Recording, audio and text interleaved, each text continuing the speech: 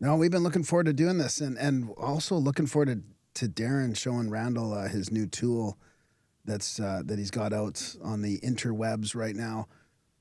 And yeah, we've got the lake, we got the Chelan trip coming up too, Darren, in October. But this one is next, the Finger Lakes in New York. Was it technically New York? Finger Lakes is technically New York, and yeah, just New York. What can I say?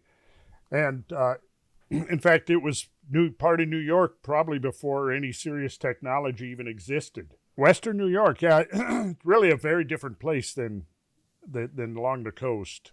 All right, and it's August 30th to September 5th, 2026, of course.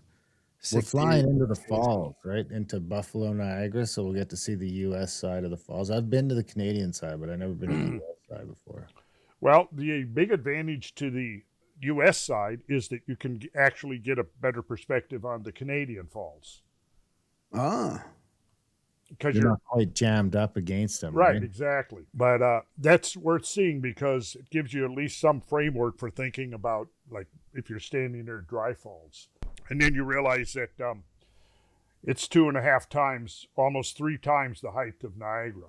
And the volume, let's see, what is the volume of Niagara? It's pretty impressive, but it really does give one a sense of the power and majesty of these giant floods. And of course, it is a relic of the Ice Age and the deglaciation of the whole region up there. So I opened the national map viewer here, and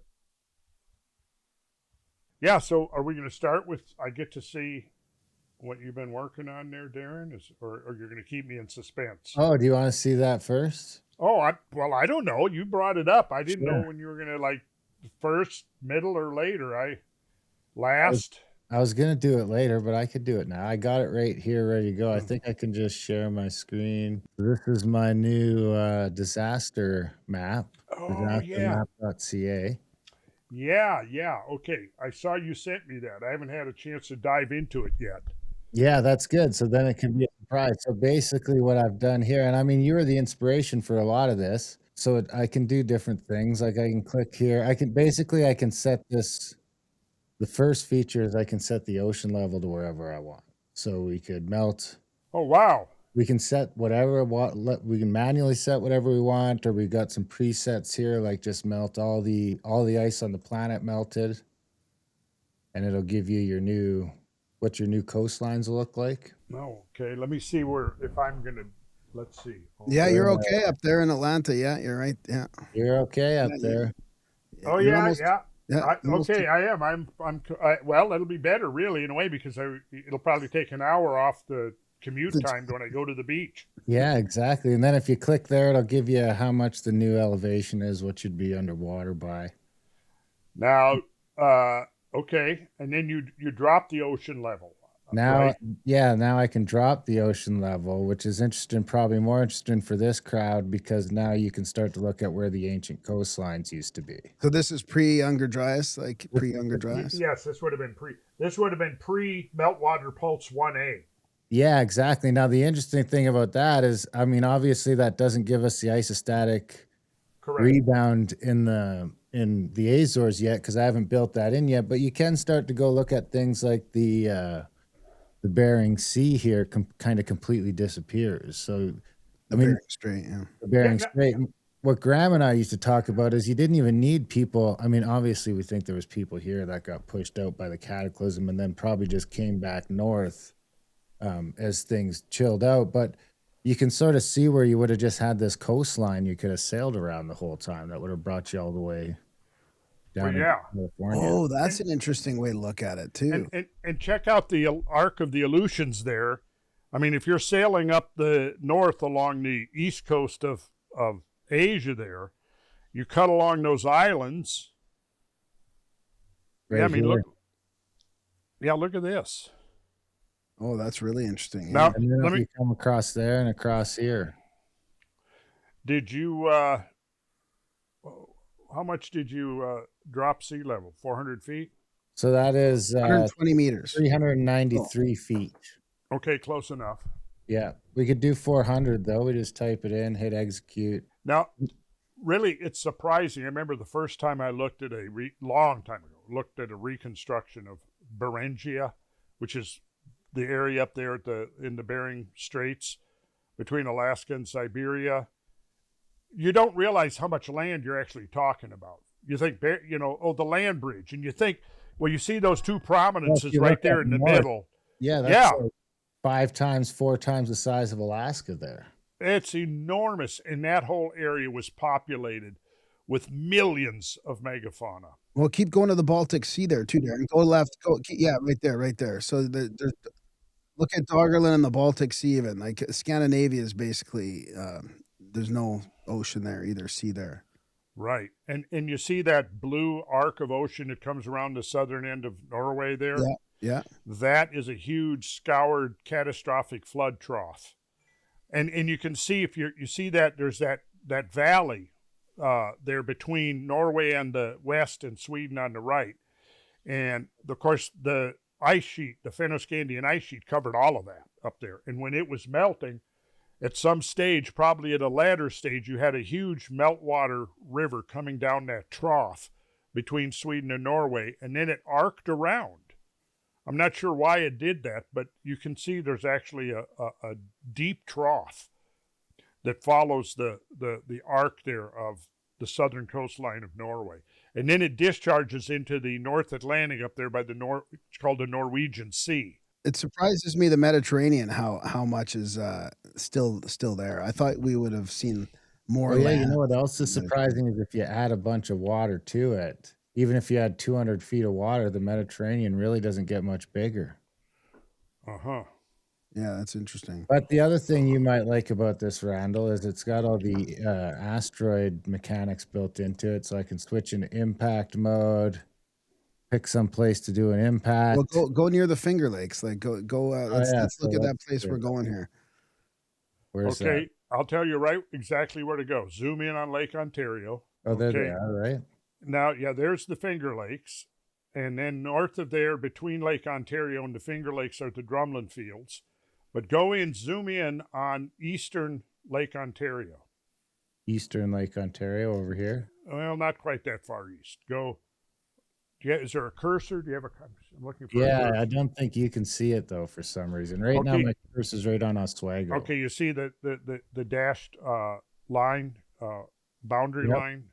Okay, so come down and follow that to the west until I tell you to stop. Get the boundary line back down around the center of the screen. Right about there. Now kind of go to the west, and where it says Lake Ontario, center that. Put that on your center. That's pretty damn close to where the impact would have been, right there. So now this could be weird because I haven't run an impact in a lake yet, but let's see what happens. Man, it's got weird on me. Well, but if you do it over here, what it'll do it at Rochester there and see. It'll give you can pick your asteroid size. It'll give you your crater size, your ejector radius, your blast radius. So what is the radius of the impactor for that? That's at 1 kilometer. Is that the radius or the diameter? That's the diameter. Okay, so half a kilometer. And then it made a crater 35 kilometers. Is that right? Okay. Now, having made that, can you drag that up over that basin of Lake Ontario? Oh, that's interesting. Yeah. Now that it's made? No, I can't. I have to remake it. But what I could do is maybe cheat it right to here and run it from there. Well, I was trying to look at the radius of destruction compared to the geomorphic work, because it likely at the point where the flood occurred, the southern margin of the Ontario lobe of the Laurentide Ice Sheet would have been right at the top end of the Finger Lakes. Oh, right, wow. Here. So the drumlins would have been under the Finger Lakes, and normally, you would find a huge terminal mooring at the terminus of the ice sheet of the glaciers. You don't really find that here. But what you do find is what's called the Valley Heads moraine, which is all of the moraine material that got washed down to the south end of the Finger Lakes. So before I wrap this up, Randall, I'll just show you a couple more features. I got things so you can, I got the wave engine built in. So if we put a rock into the middle of the Gulf of Mexico here, it'll kind of give you your flood inundation and your wave parameters. Oh, okay. And then I got wave height too, eh? wave height. Yeah. Now, you mean based upon an impact? That'd be based on a 1,200 meter diameter asteroid hitting the Gulf of Mexico. Got it. Okay. Perpendicular, like not on an angle, right? No 45 glancing degree blows, angle. right? It's all built off 45-degree angle impact. Yeah. So that kind of shows us a wave height of 85 meters just from a 1,200 meter rock. Right. By the time, this is when it's making landfall. No, Yeah. This would be on impact when it hit the ocean. Oh yeah, so that's the wave would be 85 meters when it hit the land if it landed in the center of the Gulf. Yeah. And I I the can other see. thing you might get a kick out of is we got the Yellowstone mode that'll show you the ash radiuses and depths for each of the 3 Yellowstone eruptions. So I'm pretty cool in that department also, aren't I? You look okay. It looks like where you are, where's Atlanta now? No, you're just on the edge there. Yeah, right there. Yeah. You got an 85 to 95% survival odds. Okay. 1 centimeter of ash only. So a half-inch ash. Okay. And now this one I'm still working on, but I think this is the one you get the biggest kick out of. I haven't got the flood tiles built into it yet, but I have this mega tsunami mode where we can pick La Palma, Cumbre Vieja, Cascadia, or Alaska, and it'll show us sort of the fallout from that landslide. And if I click here, it'll give you the wave arrival times and the estimated wave height based on worst case scenario. So this one here takes 9 hours and it hits the coast at 15 meters, so 50 feet tall still. 50 feet, what? 50, so it says that if Cumbre Vieja, if they talk about the Canary Islands slipping away and doing a landslide, making a mega tsunami. Right. So that's, okay, yeah, got it. So this is epicenter on one of the Canaries. Cumbre Vieja, and this is showing the effects of a large landslide. Yeah, into the ocean. Into the ocean from off of the island. Exactly. Right, got it. Okay.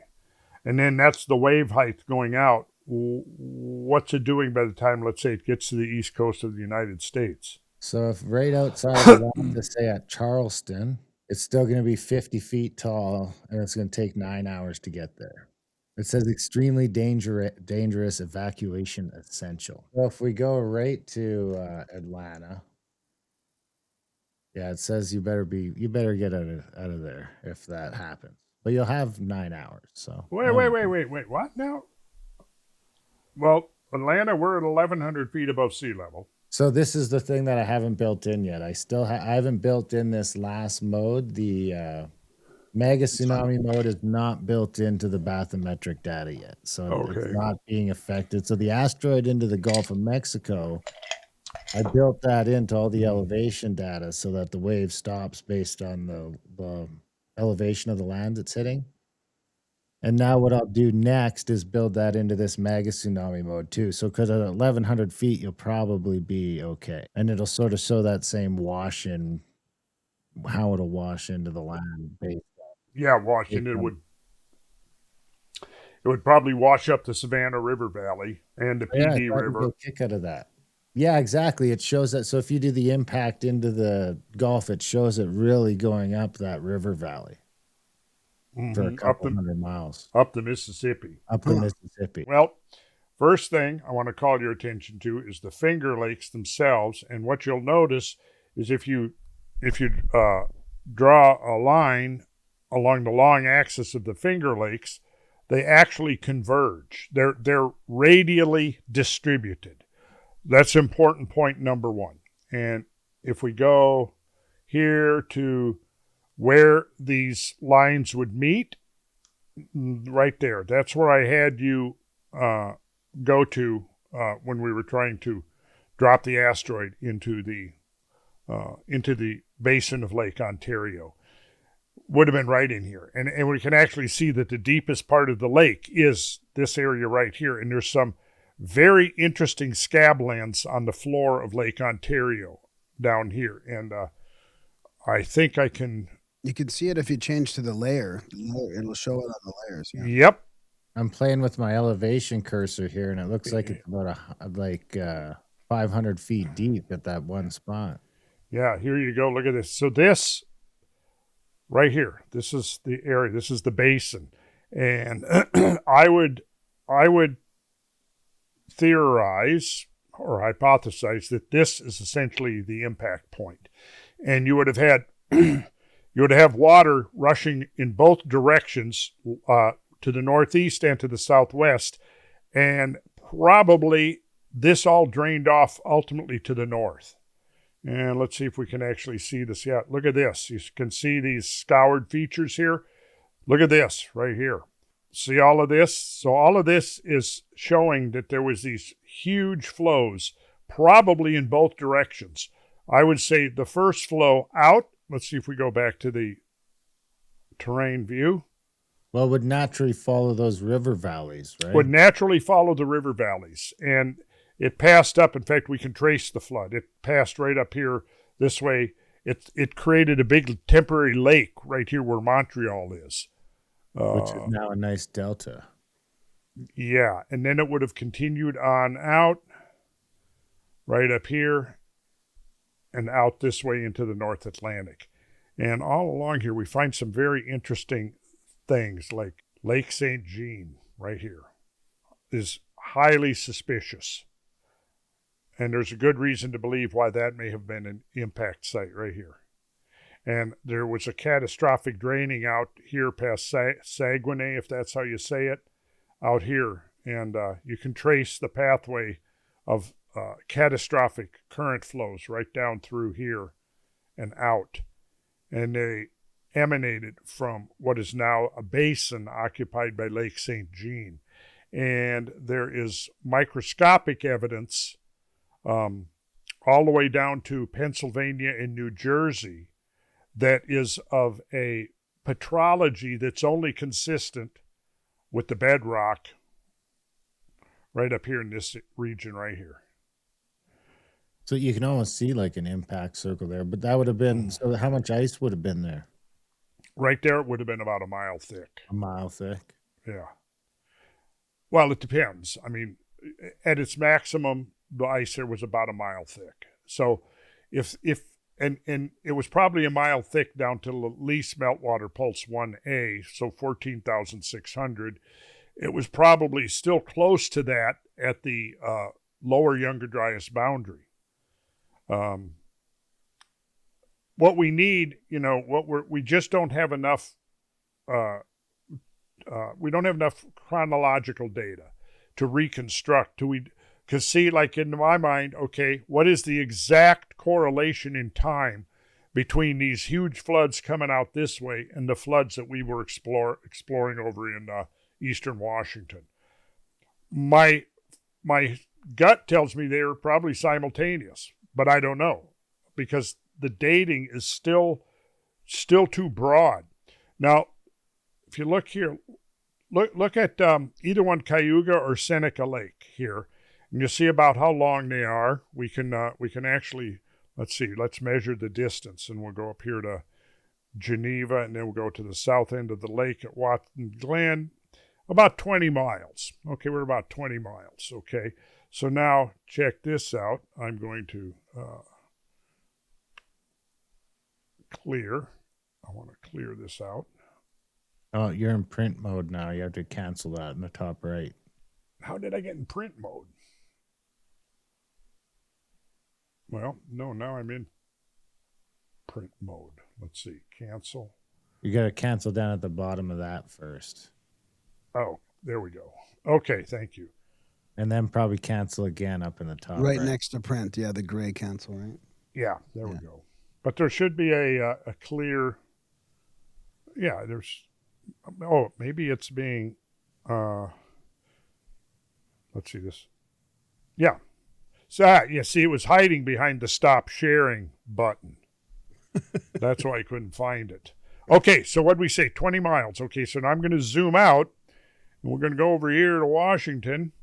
We'll come in right here to Grand Coulee, and let's just right-click, and we'll do measure again the distance. We got, what is that? That's 10 miles. 21 miles. Oh, yeah. 20.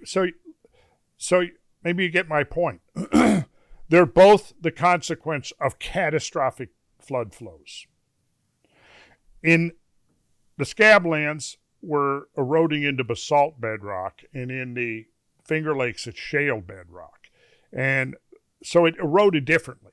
And in the aftermath of these floods, the post-flood environment has been very different, because it's the difference between, 15 inches of rainfall annually out by Grand Coulee, and I think maybe in the order of at least 50 inches in western New York. So it's a very, very different environment. But basically, I think we're looking at the same type of feature that had the very same type of origin, which was catastrophic flows. Clear, that's what I was looking for last time. Okay. So I think you can see the similarity. So would those all been like little rivers at one point then? Those would all been the heads of rivers? What, these lakes? Yeah. Well, see what's happening? They would have all been under the water. Okay, so you had the glaciers coming down here. Imagine you're drawing a glacier margin along the north end of these lakes. And then you, because there's a glacier margin here, there's going to be massive amounts of terminal mooring. The problem is, though, is when the water came down and flushed through here, all of the mooring ended up getting deposited down here at the south end of these lakes. So there's huge amounts, they call it the valley heads mooring, and it would have been washed down here by these floods. But see, another difference here is that you see here the floods are going up gradient. You see, we're going uphill into the Allegheny Mountains here. Whereas the coulees out at the Channeled Scablands, the whole Columbia Basin is tilting to the southwest. So it's not really running into this, this hill, yeah. So then that would have just washed back into Lake Ontario eventually? Yes. But you can see here when you zoom in, all of this is water cover. So this is beyond the glaciers. See, this is the water channel. This is water doing this. And then you've got your flat, because the final drainage of all of this would have been a relatively slow affair, and that's where it would have built the alluvial bottom of the modern river valley, or creek valley, whatever this is. I don't know what that is. Catherine, is that what it is? Catherine Creek. Catherine Creek, right. So Catherine Creek there's probably a lot of glacial moraine in here, and when this flood came down, it would have washed all of this stuff back up here, like all the way up. You can see the effects of the backwash are still in here. And then when the water finally reversed and drained off, it's lost all of its energy in the onrush that's moved it uphill. And then it reverses in here, and somewhere right in here, if we went down and looked, we could probably find in a road cut or a railroad cut or in a stream cut somewhere where the actual reversal took place. But you'd be able to see the water rushing up this way, going to the south, it's going uphill. And then it reaches the highest elevation that the backwash carries it, and then it'll stop for a while until the water to the north drains off. Then this will drain back out, but the draining out is a much, much lower energy event than the wash in, see? So then all the wash in of it carries all this sediment, and then to drain back out to the north, leaves the sediment behind and builds this flat valley floor that the modern creek is now flowing on. But this, like all this right here, see, is a continuation of the channel that created the lake. See? So you had this water rushing down, and then it split. It looks like we got some water going this way. Let's see. The main flow seems to have gone down here, but it looks like all of this area in here is water eroded. So for a little while, all of these valleys were probably submerged. Not all the way to necessarily the top of the hills here, but all of this would have been water. Like this was probably a pool of water right in here. And you would have had, let's see, this, yeah, look at this. See, here you had this coming off of Cayuga here. And we go down here, and yeah, so it was flowing and backwashing all the way down here. So this whole landscape, you can see, has been incised by these huge current flows that in many cases, like this right here, you can see it essentially cuts right across at right angles to the pre-existing drainage, see? The hills are oriented northeast, southwest. The drainage, the original drainage is pretty much oriented northeast, southwest, but this flow comes in and it just slices across and completely overwhelmed the pre-existing drainage. And then when it all finally flowed back out, it left a completely altered landscape. Would the water have been sheet flooding over all of that? Because it kind of all looks torn up. Well, it could have been. Yeah, at one point it could have been. It was definitely sheet flooding to the north of the lakes because, remember, drumlins only form under the ice. Remember? Got that? Drumlins only form under the ice. Why is that? Well, because for the water to sculpt the ground mass, the pulverized till under the glaciers, which can be dozens to hundreds of feet thick, that water has to be under pressure. And it's the special properties of the aerodynamic properties, actually fluviodynamical properties of the subglacial water flows when they're under pressure. Put those water flows under pressure, and now what they do is they start shaping, and especially, remember, under the glaciers, you've got this pulverized till, which forms the moraine. You know, the terminal moraine, the lateral moraine, the recessional moraine, all the different manifestations of moraine, but they're all composed of glacial till. Till is the stuff that the glaciers produces when it comes in there and grinds over the landscape, pulverizing the landscape. So this till forms thick layers beneath the ice sheet. Now, push a high-pressure subglacial flood through there.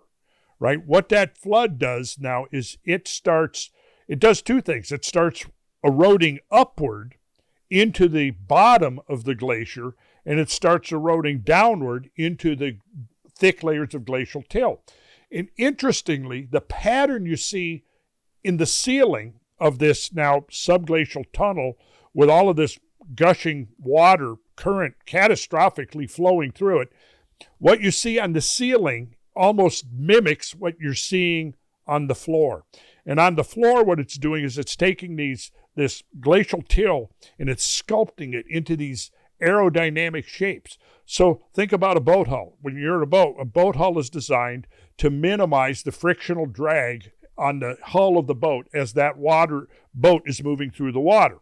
Well, the reverse of that is if water is flowing against an obstruction or an obstacle, depending on how cohesive the material is, if it's not very cohesive, that water is going to immediately start shaping it. And what does it do? It's trying to minimize the frictional drag, the shear forces that occur between the movement of the water against the obstruction. So what it does is it tries to shape any obstruction to its flow into a geometry that will provide the least resistance to the flow, which is going to be this aerodynamic shaping. So when that happens, but once the water issues beyond the edge of the glacier, it's got a free surface, so it can adjust its depth to whatever it needs to be to try to reach equilibrium with the atmosphere, which it's not allowed to do when it's under the glacier. So what happened here is that the water is gushing subglacially under the ice sheet, whose terminus was the north ends of the lakes, and when that subglacial water under really intense pressure discharges from out of that ice sheet, it now has a free surface but it's rushing out and forms these channels here, backwashing up into the Alleghenies until it reaches some, I don't know yet at what elevation above sea level, but then at some point, water will then reverse flow, and it'll flow back out into the Lake Ontario, and then it'll flow northeast right up through the St. Lawrence Seaway and ultimately flow back out to the North Atlantic. So if I zoom out here now, you're going to see here's the north end. Now picture the ice sheet is right down here. Now we're going to go up under. We're going to go into the dome. I was picturing, you know where I was picturing it? The number 90. If you look at the other layer, but it looks like that 90 kind of traverses the bottom, like the moraine, the terminal moraine. I'm not seeing what are you looking at? If you go to the other layer just for a sec, and then we'll get back to what you're going to show us with this one. But go to the other layer. The satellite view. Yeah. So I almost, and if you zoom out a little bit. Oh, Interstate 90. Yeah, 90. If you zoom out a little bit, okay, just a little bit, it looks like you can see the terminal moraine underneath 90, like around where 90 is. Kind of like how in the Scablands you see that real obvious one, but this one doesn't seem so obvious. Well, yeah. So it might show up pretty. I don't have Google Earth open, but it probably shows up better in Google Earth. Yeah, maybe. Yeah. Especially if you go to 3D exaggeration, which Google will let you do. You can go double or triple or whatever. I usually just go double, but what that does is helps you visualize differentiation within the terrain itself, within the topography. Yeah. But so basically you'll notice again, look at the radial pattern. If I go back now to the digital and you go up to the drumlin swarms, notice the orientation here. So the eastern drumlins are oriented to the northwest. See that? Yep. Okay, now as I come over here, we see that they're now oriented almost north-south. And then if I keep going, they're oriented. Wow. Yeah. And if you follow that trajectory, the convergence point just so happens to be the same convergence point as the lakes. Which just so happens to be the deepest part of Lake Which Ontario. just so happens to be the deepest part of the lake, which just so happens to have this really weird pattern of erosion that almost looks like drumlin-like, but long, skinny. I mean, look at that. This is definitely... Is that just from like the material, the ice and everything getting sort of hammered into the ground? I think that this is, if this was the unimpact site, because like, look here. Compressing all that ice, dramming it into the ground, right? Yeah. Oh, yeah. And you would have... Well, okay, so the bolide hits, it fractures the ice instantly, but then it does two other things. It melts a whole lot of water, and of course the greatest, and this will be fun to use your new toy with, because you have it programmed so it gives you the temperatures at the point of impact. I don't know if it does, but I can find out. That would be a cool thing to know. If it doesn't, I can add it easy enough. Because then from that we could calculate how much, like at what radius would the ice be vaporized? What radius would it be liquidized? What radius would the radial fracture patterns extend outwards? See, that would be really great stuff to know, because then we can reconstruct an event like this. And well, what's the material underneath that lake? That looks like almost creases, like something's been smushed up. Like if the impact happened, is there a chance that it would just smush that bottom of the lake up like that? Like no. I think what we're seeing here is that there's probably thick layers of glacial material sediment on the floor of the lake. Okay. And this is showing us a direction of water flow. So I'm looking here. Yeah, it's just weird because it seems to go down, like that.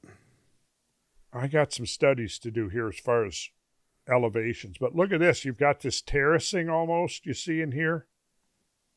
And then I'm thinking that maybe the impact would have been right here. It kind of looks like it right there. Yeah, and then you would have had this huge rush of water to the southwest because you're still under ice, right? Except that the ice has been fractured. And then you would have water flowing out. And, right, so like take this Finger Lake and draw the line up. And boom, you're right here. Because there's got to be, I wonder if I can find a data set there's got to be calculations on what sort of impacts due to ice somewhere. I got to be able to find that somewhere. Because what I could do for you is add in the ice sheet layer first, and then I'll add in temperatures to each of those rings. Yeah. Because I'm just pulling that from like all the theoretical numbers that the scientists have agreed on. You know, I'm just downloading their data sets and then uploading them. Yeah. So if you could point me in the direction of the data sets that you're interested in and what you want to see, I'm pretty sure I could make it all happen for you. Okay. There's not much. There's a few things, but there's not much. I've looked, and I've looked again. The temperature variance is just going to be the size of the asteroid? Is that what it's only going to be related to size and angle of impact, or? Well, it's going to be the primary parameters are going to be size, velocity of impact, and composition of the impactor.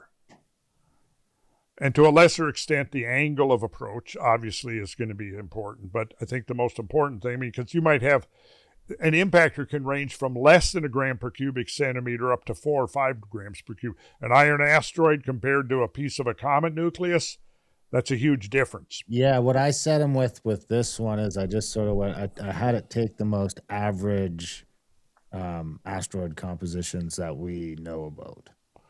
Right. And that's appropriate and suitable for what you're doing with it.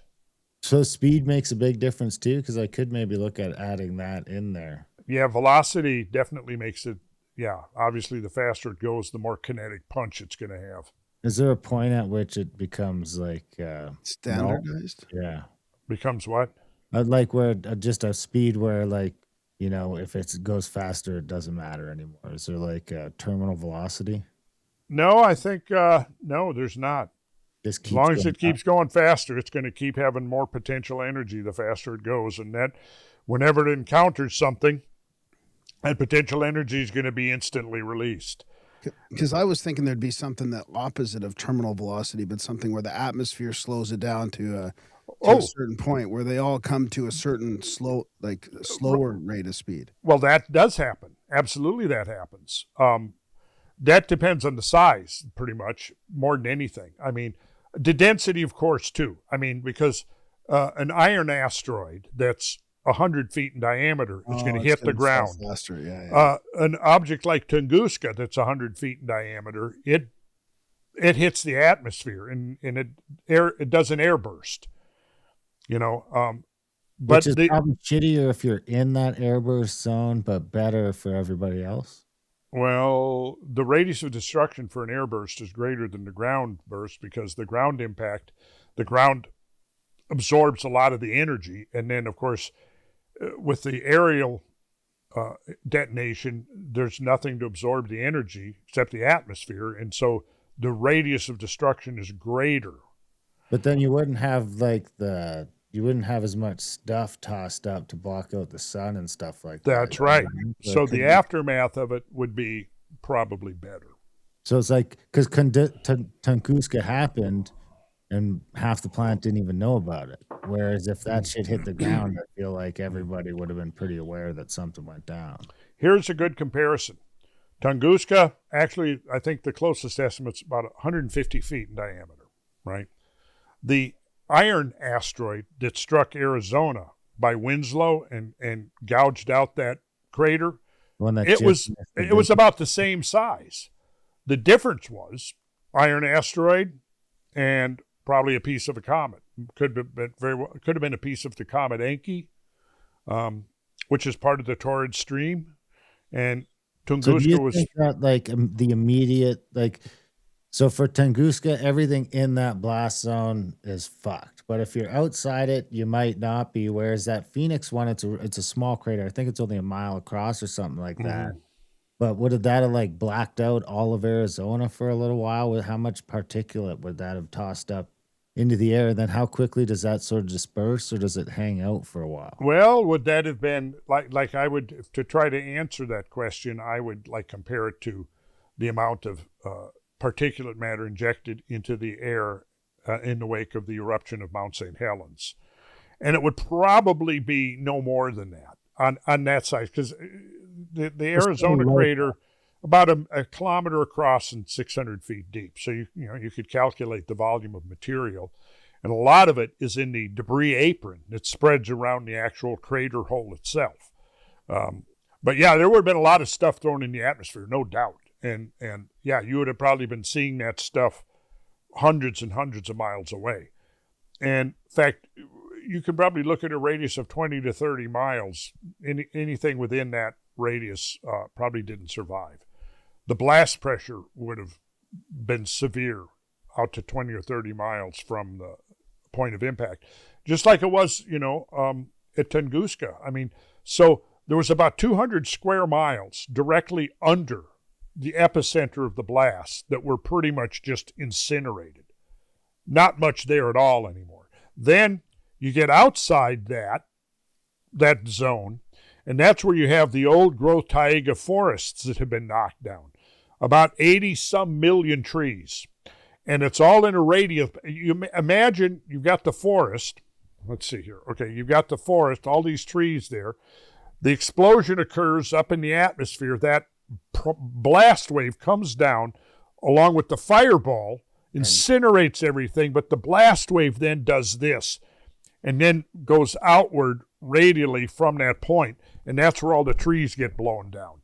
And the radius of that destruction was about, it varies because it wasn't a circle, it was a butterfly pattern, but the radius of that right around between 15 and 25 miles from the epicenter, about total 800 square miles of forest blown down, and about 200 miles just incinerated.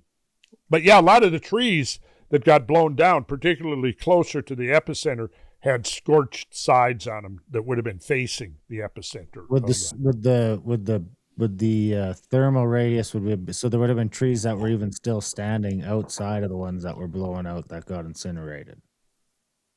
Yes, and in fact, the pressure wave, the blast wave coming down, there are actually a ring of trees that survived, but all of because they were directly parallel to the blast wave.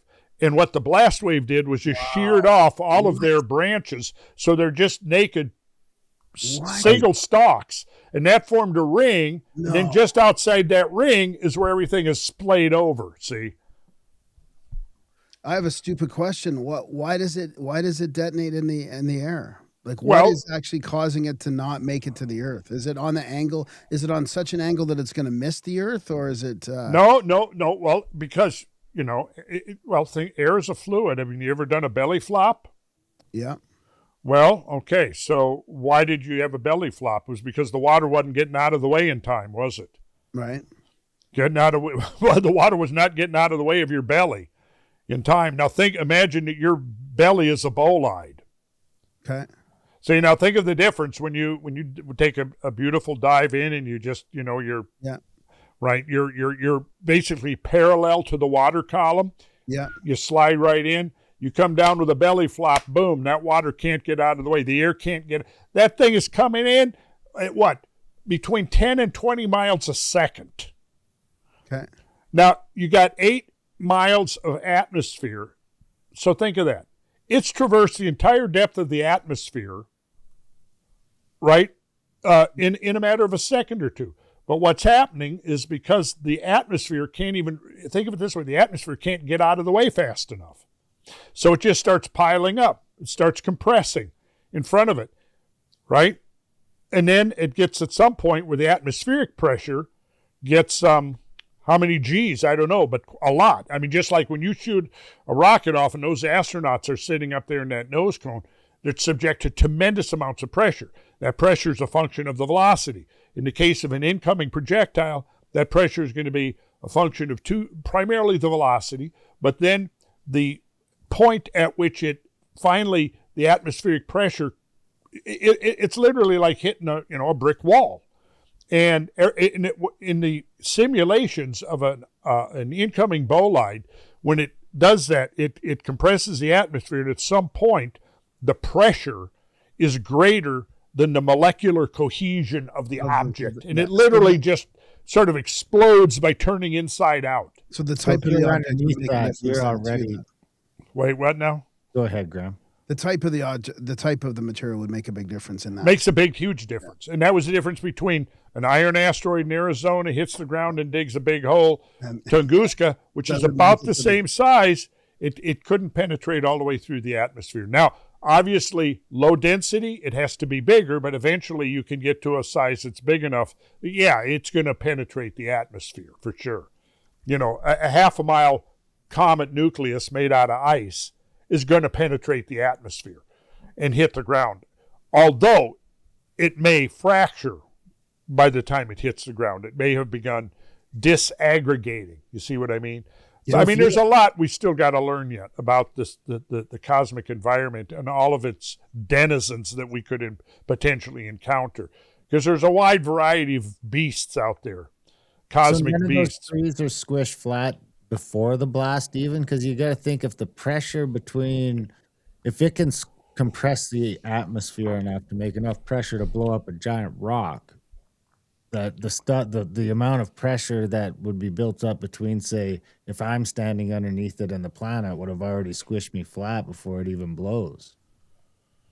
Well, yeah, but again, the time frame is so short. It's just like, yeah. It's almost instantaneous, right? But you never hear the bang. So Tunguska is estimated 5 miles up in the atmosphere.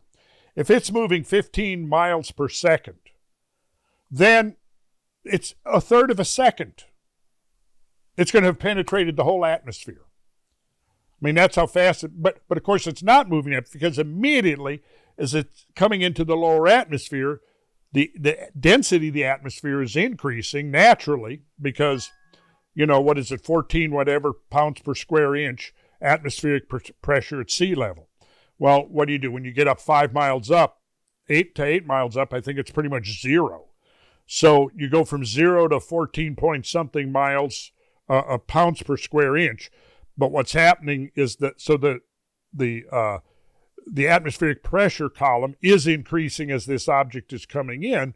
But again, if it's moving at 15 miles per second or 10 miles per second, what does it take? It takes a half a second to penetrate the entire air column. So the whole thing happens so fast. I mean, that pressure builds up. It's almost instantaneous.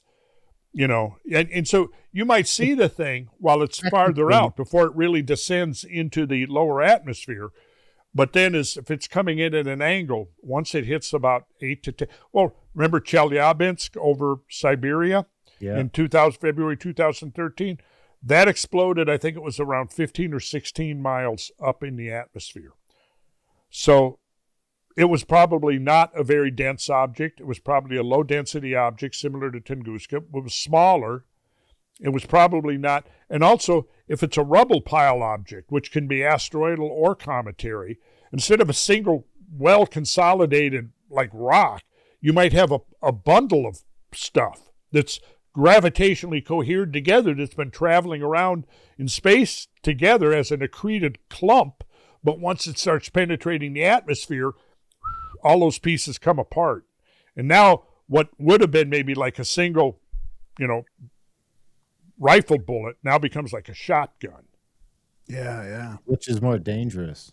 Well, you certainly have a bigger target radius with the shotgun. Because it's like my shotgun is dangerous, more dangerous, say, out to 50 yards. But after that, the rifle becomes more dangerous. Uh-huh. Mm-hmm. Yeah, that makes sense. So it's like that same sort of idea where you're better if the shotgun's better, the rifle or the shotgun's better if you're not right there. Speaking of bolides, have you seen all these ones lately in the news, Randall? People are arguing over whether it's like from the leftover from 3I Atlas or the new meteor stream, what are they calling the Nereids or something? Or there's another one that people are arguing over. Have you seen them all online? No, I certainly know that there have been a lot of bolides lately. And of course, that's crazy amount. Yeah, well, that's because I started talking about it again. I had, but I don't know if it's just like all this stuff's going viral and they're showing us all of it now, or if it's actually increased in frequency as well. You know, it's hard to know what's what's really happening? Well, I've been tracking it for a while now, and I've pretty much concluded that the delivery of this stuff into Earth-crossing orbits is definitely clustered. Okay. You have periods where it gets pretty sparse, and then you'll have a cluster of things, a short Are we in a bombardment. cluster right now? I would say yes. I would. Is that a separate cluster from the like annual clusters we see, the torrid Yes. and the other one? It's Yes. like a bigger cycle outside of that cycle. Yeah. So, let's see. What is today? Friday. So about Tuesday, I'm not going to read the whole thing. I'm just going to read you a little bit.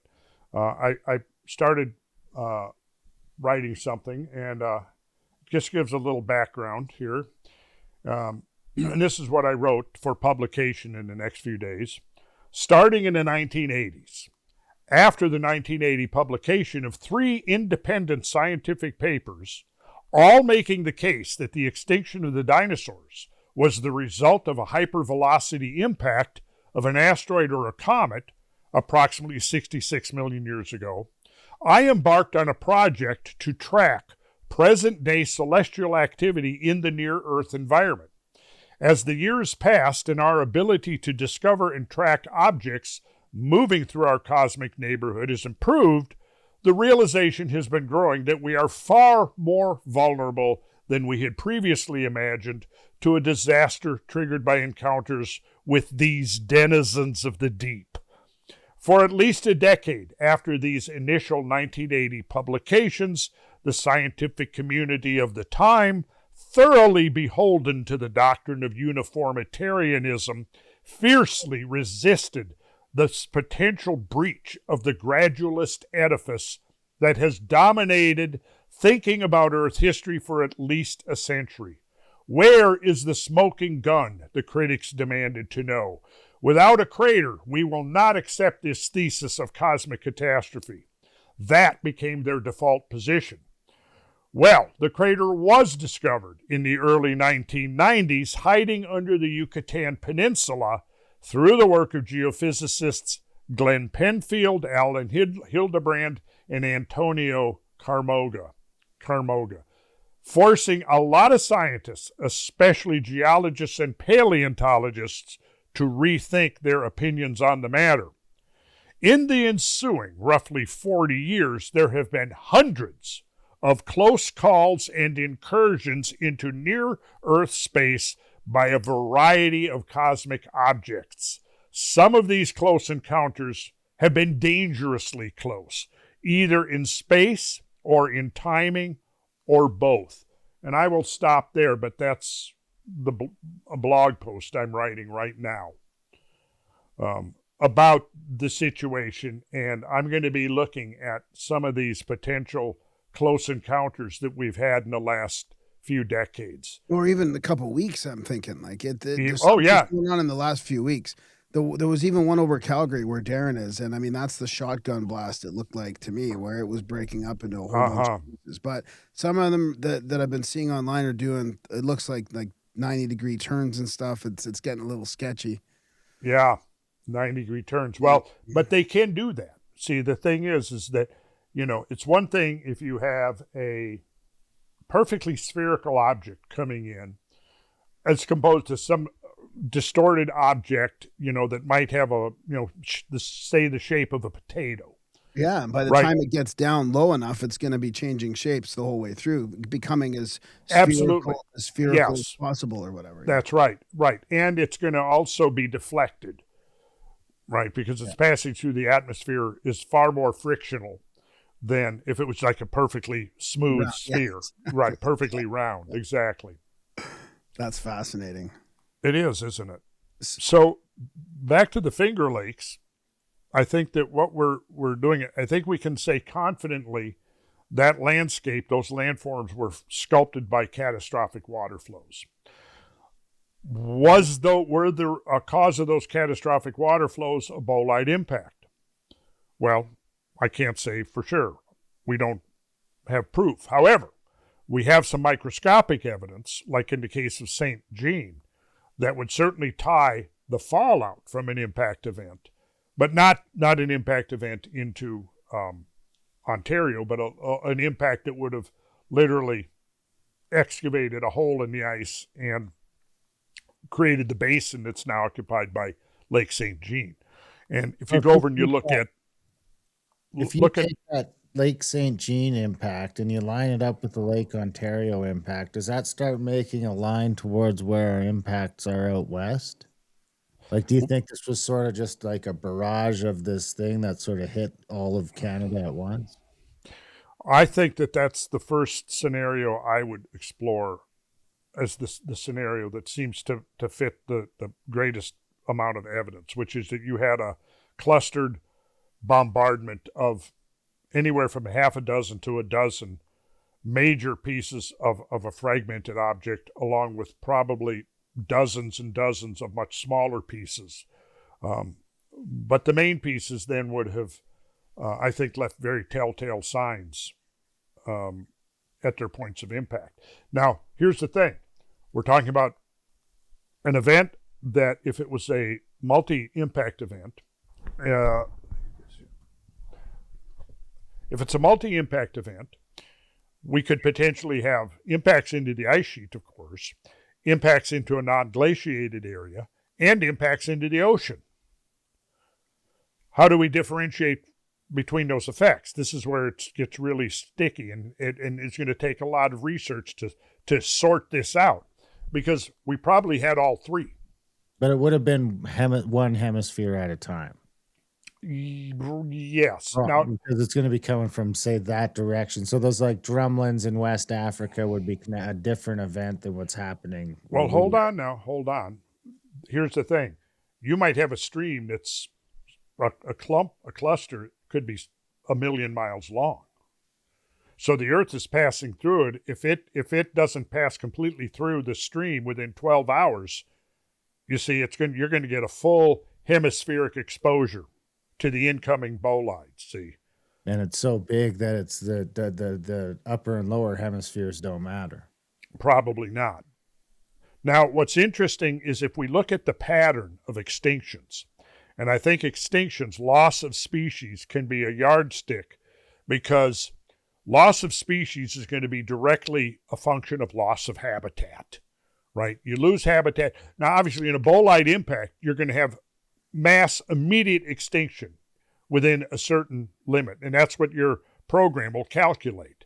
You know, the overpressures, like how quickly did those overpressures drop in the distance from the impact and so on.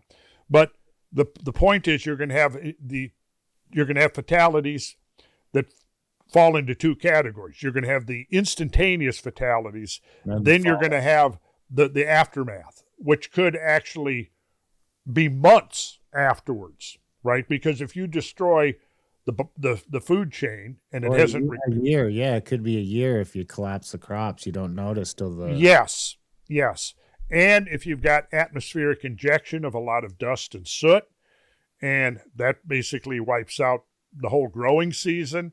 So in the aftermath of an event like that, you know, now you got famine and starvation. Now, if it's in an ocean, now see, here's the thing: you're going to find there's been a steady rise in modeling and studies of what happens when a bolide hits the ocean, which to me can help us to understand what happens when a bolide hits an ice sheet. Now, there's going to be differences, obviously, right? Would it be like halfway in between, something like that, or? Yeah. See, well, in the case turning the ice into water, so there's that sort of thing happen at the same time, as if it can do it fast enough before it actually. Oh yeah, I mean, again, the size and the velocity is going to determine the kinds of. I mean, we're talking about temperatures that could be 3,000 and 4,000 degrees centigrade. So you're going to have instantly conversion of ice directly into vapor, and that vapor is going to be shot out in all directions under high pressure. And it'll probably begin to circulate, and it'll take weeks for all of that water vapor to rain out. Then outside that, whatever point that the temperature drops down to where it's hot enough to melt, which it's melt the ice, but not to vaporize the water, you're going to have the production of meltwater. And then finally, you're going to have, just like if a bolide into bedrock fractures the bedrock, and you can look at radial shatter, ground shatter patterns, like at where bolides have struck bedrock. Just like throwing a rock at your windshield. Some kid throws a rock at your windshield while you're in shopping at Walmart, and you come out and you see that on your window. You're going to look and you're going to be able to pinpoint exactly where the rock hit the windshield, aren't you? But then radial pattern from that will be the fracture lines. And the bigger the rock, the faster the rock, the bigger the damaged area is going to be. Same thing with a bolide impact. But now a bolide impact into ice, what's it going to do? Well, at some distance, once it's cooled off enough that it's not vaporizing anymore and it's not melting anymore, you're almost going to have seismic shocks passing through the ice that would fracture the ice for, who knows, tens, maybe even 100 or a couple of 100 miles out from the impact site, see? Now, what that's going to do is it's going to allow immediate and instantaneous ingress of all that meltwater immediately to the bottom of the ice sheet. And I think that is where the subglacial floods originate that are creating the drumlin swarms. Would there have been, because is there subglacial flooding? Is there any sort of subglacial flood channels without impact? Like, yeah, because it has to melt it. As soon as it starts melting from whatever, it's going to start underneath, right? Yeah, that's right. You have thermal spots that would maybe heat the ground enough. But if you have a mile of ice on something, and I just can't see how it ends up liquid water without an impact, without something. Because it's slowly. I mean, if it's like, is it melting from the bottom up? Yeah. Or the top Okay. down? We have an analog that can give us insight, because the planets started coming out of the Little Ice Age between about 1800 and 1850. During the Little Ice Age, ice glaciers around the world swelled to the largest they had been since the end of the Great Ice Age, right? You would have to go back 10,000 years to where the glaciers were about the size that they swelled to during the Little Ice Age. So you had two phases of the Little Ice Age, 1314 to 1500s, then you had a little break, and then the 1800s, and then it came to an end. So if I had been ready for this, like, I could show you aerial photographs where you can see mountain glaciers receded well up the valley, and then at the bottom of the valley, you see very clearly the moraine. And that was the Little Ice Age moraine. And the Little Ice Age came on the heels of the medieval warming period. And during the medieval warming period, the glaciers shrank back at least as far as they are now, right? Then, with this rapid return to cold in the 1300s, the glaciers began growing. Okay, so now when they begin melting again in the 1800s and late 1800s, we begin to see what happened when, like, subglacial streams coming out from the snout of a glacier, for example, got much more vigorous as the ice is receding. That would make sense. When the ice is expanding, there's less ice melting. There's less meltwater. When the ice is receding, there's more meltwater, right? So we can see that there is an increase in melting. Now, when you have, let's say, trunk valleys coming into a main river valley, and that river valley is choked with ice. There we go. Perfect. Good look at that.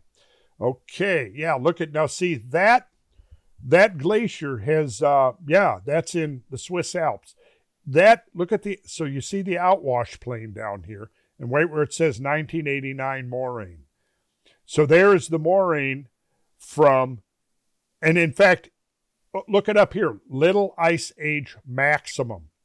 So you see this up here? This is lateral moraine that's flanked up against this hill right here, this mountain. So just going up to the Laya maximum, sort of? That's the Little Ice Age. Little Ice Age maximum. Yep. So you can see that's how thick the ice was, like in 1800, right? And it started melting back. So as it melted back, it created much more vigorous meltwater streams.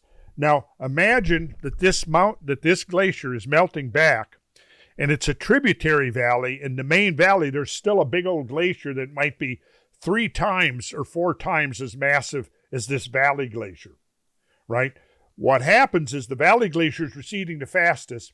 It converts to meltwater, and that meltwater forms a pool or a lake, and the dam of that lake is the bigger glacier. Well, at some point, there's a threshold that's crossed. The volume of meltwater gets great enough. The glacier gets small enough that now it can no longer withstand the pressure of that rising reservoir of meltwater. The meltwater breaks through and floods and creates a catastrophic flood in Iceland called a jökulá. Now, those catastrophic floods, of course, are minuscule compared to the floods that we've been seeing out in the Scablands, but it's just a matter of scale. Yeah. So what I'm getting at then is what we see with those glaciers as they're receding, as they're disappearing, as they're melting, the margin is moving backwards. See, you can see it. You know, you go up 1 year and then you go back a few years later, the margin's moved up and moved up and moved up. When we look at the Laurentide, the big ice sheet, or the Cordilleran at the end of the last ice age, it's not really behaving like that. In fact, what we see is that it looks like, rather than just marginal recession, which there was, but there was also what appears to be point centers of melting. And how do we do that? How do we determine those points? As we study the landscape under the what have been under the glaciers. Drumlins, I think, are the key, right? Yeah. Is that so are we going to see some of that at Finger Lakes if we get back to like our trip coming up? We're going to tour around. We'll be visiting one of the most magnificent drumlin swarms on Earth. Nice. And we might go and climb hill. You know, now I'm not a Mormon, but I'm very interested in the original visions that led to Mormonism. There's some interesting stuff there that kind of parallels a lot of the stories about Marinette, visions and encounters with angelic beings or all of this. So I don't discount that. But, I've been up there to Joseph Smith's birthplace, and there were 3 locations of the apparition of Moroni, the angel. I think it was Moroni, all 3 of them, according to the count. And where he was supposedly given the golden tablets was, if memory serves me properly, it was on the top of Mount Cumorah, Hill Cumorah, which is a drumlin. And you can go climb the drumlin, and it gives you kind of a good overview. You're still at ground level. So I guess we're going to need to take everybody up in airplanes. Is that included in the cost of a ticket? That'll be extra. Aerial overflights? Aerial overflights are extra, but it wouldn't be the first time somebody lined it up on a trip. I mean, Timmy's coming to New York, I think, so he might book a plane. Timmy Bush? Golden tablets and visions are extra as well. I mean that kind of. I had an odd question. I mean, I don't even know if I should ask it. I'm pretty sure we must have asked you this before, but did you know Hunter Biden has the Finger Lakes tattooed on his back? Did you know that? No, I didn't know that. Yes, I was wondering if there's any occult significance or something of like. I thought you might know that of why he's got the. Well, where's he from originally? Oh, that's a good question. Okay, I would guess maybe his family vacation there when he was a kid. That's what I was kind of. That would be my first. It's nothing like more occult or secret than that, right? Well, I got a thing to run by you here, Randall. I got it open.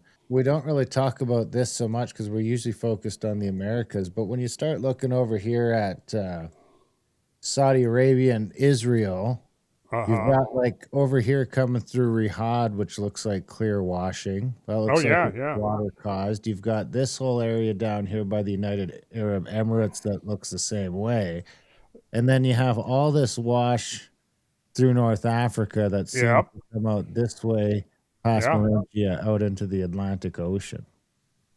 Right. Well, I think that's the imprint of a extremely intense pluvial period over North Africa and the Middle East. And there's pretty good multiple independent lines of evidence that all point to the same thing, that there have been times when there was extreme rainfall and flooding over Africa.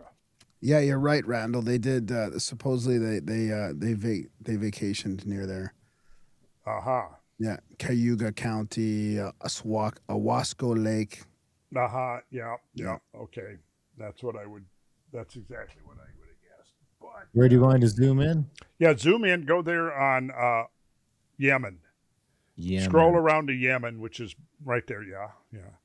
Now, zoom in and pan down a bit. Are these mountains? Yes. Oh, so it does really look like it's coming down out of those mountains, eh? Well, now pan up. I want to get you to keep going up. Pan to the east. Okay, keep going. And now zoom in. Oh, wow. Uh-huh. Those are all drumlins. No. Are they not? Or those aren't drumlins. Those are something else, right? Chevrons? No, they're current ripples. Current ripples. Now, are they created by wind or sand? Well, I think they're both. I'm sorry, wind or sand, wind or water. Wind or water. I think they were originally sculpted by water, and now the desert sand is regularly blowing over them. You know, the wind is now, but originally, and then go up to the upper right, that upper corner, and look at the changing direction. Right here? Yeah, look at that. Zoom in on that now. Yeah. Now you've got what looks like the formation of chevrons. Zoom in right there. Right here? Yeah, zoom in right there where you're at. Okay, now pan to the right. Keep going. All right, so here we're getting to the chevron life. Keep going, and you'll see that they're kind of forming, almost chevron-like. So then zoom out, and you can trace those ripples right on up over. There we go. Look it up here. Oh, yeah. Yep. Into the Mediterranean. No, that's the Persian Gulf. Persian Gulf. Yep. And I might, this of course is outrageous speculation, but I might speculate that was the waters that that spawned the legend of Noah's flood. And that you had a huge tsunami train that came up from the Indian Ocean, and then it got focused. So it got focused into here? Yes. And into here. Yes. And it probably washed up through the Rift Valley and then washed up, and if you zoom in up there by Q8.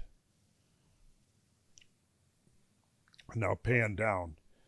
Now, I don't know if you're reading, I think you're reading elevation above sea level down on your lower right. Yeah, you're at 559 meters. Yep.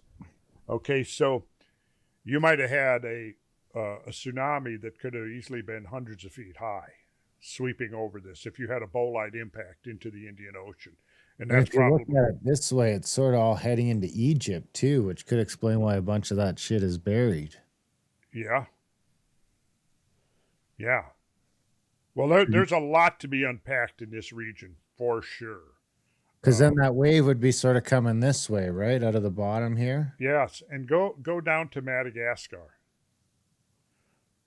Okay, now zoom in on the southwest of Madagascar. Okay, keep going. Now pan over. Which way? Pan over to the right. Sorry. Pan over to the... No, the other... I'm sorry. Pan east. There we go. Okay, keep going. Keep going. Okay, let's see. Stop. Zoom in. Go down along the coastline. Along there at about... Yeah, okay, now go over to the coastline to the west. Go to the west. West. Okay, now zoom in right there. Whoa, look at those. These things? Is that what Yeah. we're looking at? Okay, yeah. That's tsunami waves, deposits that have washed ashore. And if you pan to the northeast, you'll see that white-colored sand. Now zoom in on that. Okay, that is tsunami overwash right there. That's 94 meters above sea level. Okay, so that tells you that the wave was up there, that level. Now, do you see this dark line that goes northwest to southeast? That's an escarpment. Yeah, follow that up. Keep going there. Yeah, you're following that right. That whole thing is an escarpment. Now hover over the top of that and tell me the elevation above sea level. 157 on the high side. 157 meters. 150, 160 meters. Okay. Oh, it's actually the opposite of Or the do you way. want down inside that escarpment? I want both. So go up a little bit back from the upside of the escarpment, which is the northeast. This way? Just stop right there.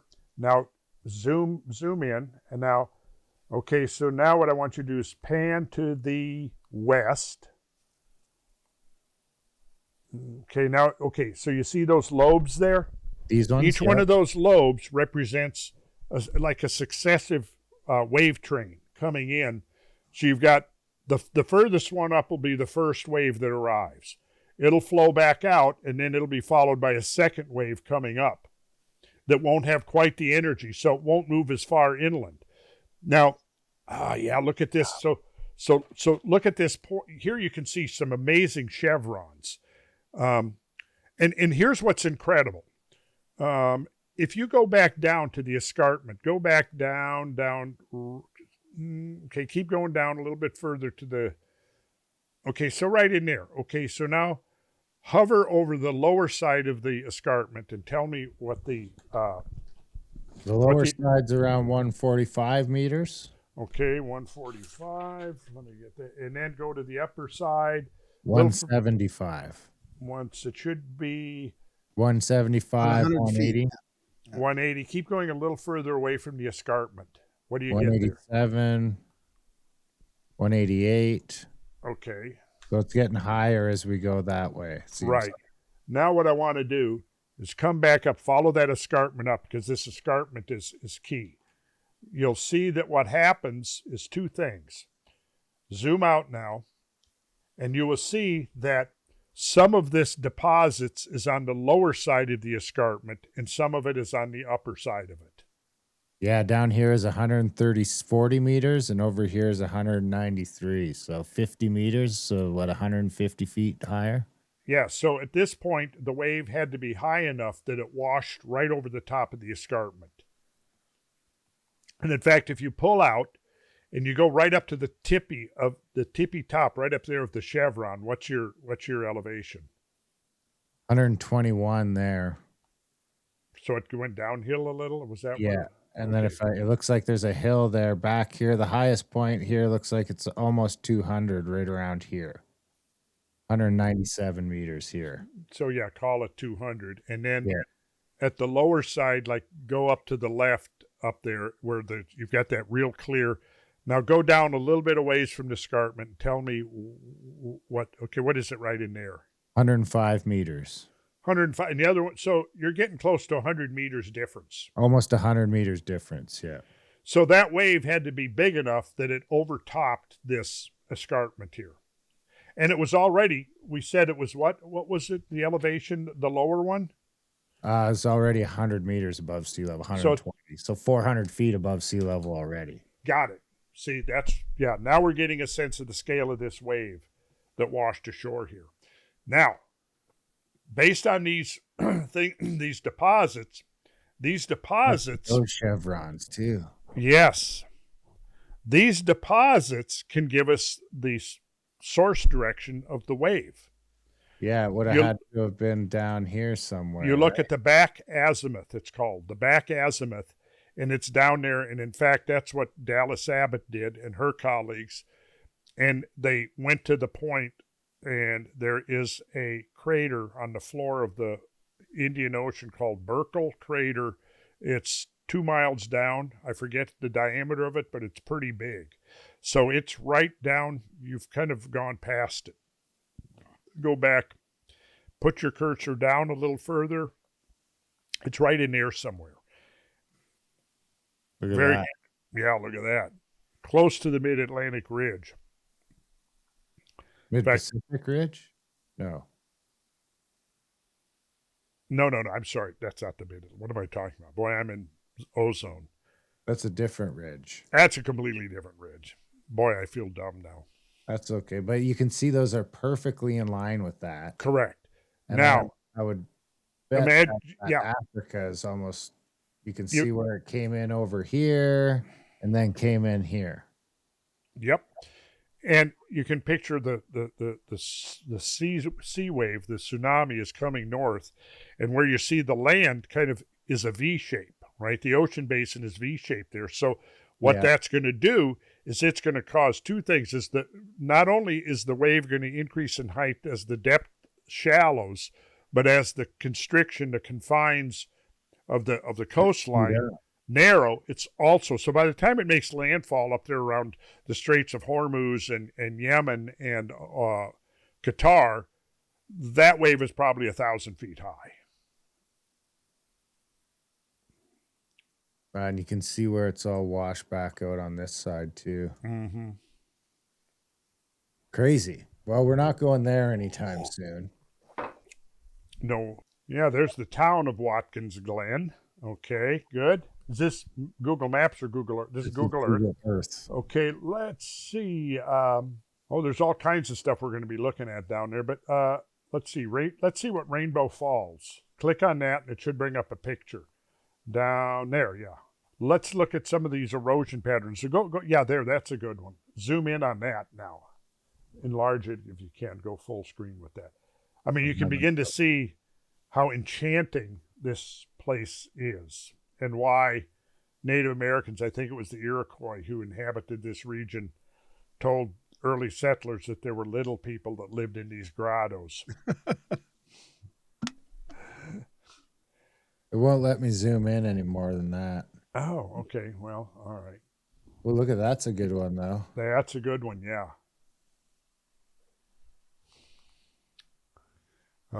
So the Finger Lakes would basically be that, but on a giant scale.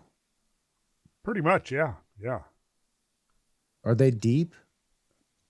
Let's see what I've got. Yes, they are. In fact, they're much deeper than they're way lower than sea level. But they are filled with massive amounts of sediment, which shouldn't be surprising. So now, what's interesting about this picture, Graham? Sediment. Erosional patterns? Well, yes. Let's get a little more specific than that. The little mini pothole in the bottom? Yes. No, it's not so little. Wow. I mean, it's 7 or 8 feet in diameter. Yeah, okay. And it's fairly deep. And it was not created by the modern creek. Right. That's the point you're looking at right there. Look at the next one. Here, this is... I better be on my toes here. I didn't know this was going to be because, oh, yeah, there's another. Wow, look at that. Yeah. So this whole grotto topography down here is all sculpted by these catastrophic flows. And clearly, when you have potholes like this, you know that this is water that's deep and turbulent enough that it's creating vortices, powerful vortices. So don't go swimming there, probably. Well, now you can. Now you can, but yeah, you wouldn't have wanted. Yeah. Is this the same idea as what we see at Palouse Falls? Yes, exactly. You got it. You're learning the language, man. Yeah, look at this. Is Darren seeing this? Look at that. Yeah. And it's also the drumlins, too. Check this out. Rochester Basin. How curious that all of this stuff converges on the deepest part of this basin that has all of this weird erosion on the bottom of it. Does it look like that thing was coming from, like, that basin is kind of scoured out? Does that mean it was maybe coming from the southwest there and into that? Like, You know, It's not a total crater. It's sort of scoured, you know? It's right. like, Well, remember, this was a couple of 1,000 feet of ice over this. yeah. And so what's going to put the final etching onto this landscape is going to be the water flowing, right? Because, you know, you can bring in if a bolide came in and struck here and it exploded, well, generally when it explodes, just like most craters are round, even though the projectile comes in at, say, 45 degrees, like you used. And that's typically in the modeling of impact events, is to just use the default of 45 degrees. But the explosion creates a round hole, basically a round crater. Now, if you get down to, I think, less than 30 degrees, you start getting ellipticity to the impact crater.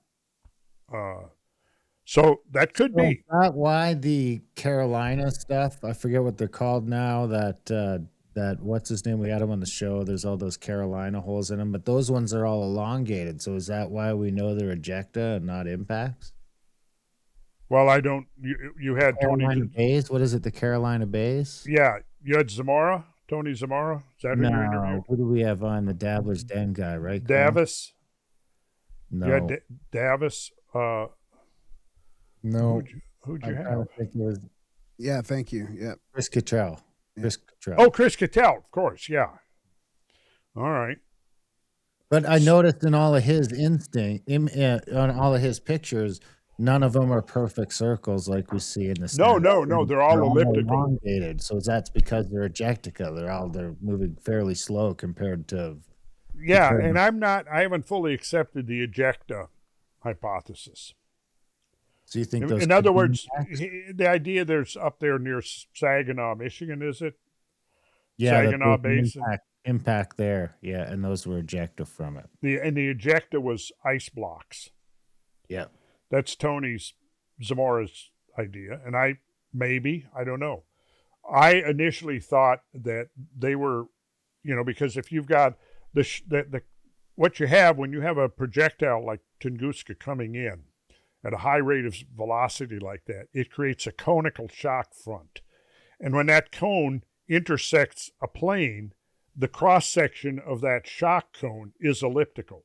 So if you have unconsolidated material, not hard bedrock, but sandy coastal plain type material, that shock front comes in at an angle, and the lower the angle, the greater the ellipticity. And we know that, low angle impacts can produce elliptical craters.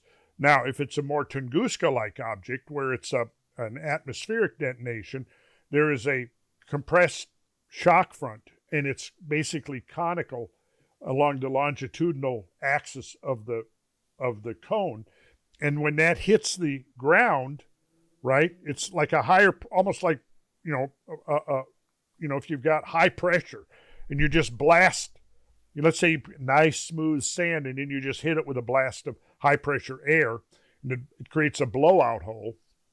The blowout hole will be elongated and a parallel to the flow of the air that created it.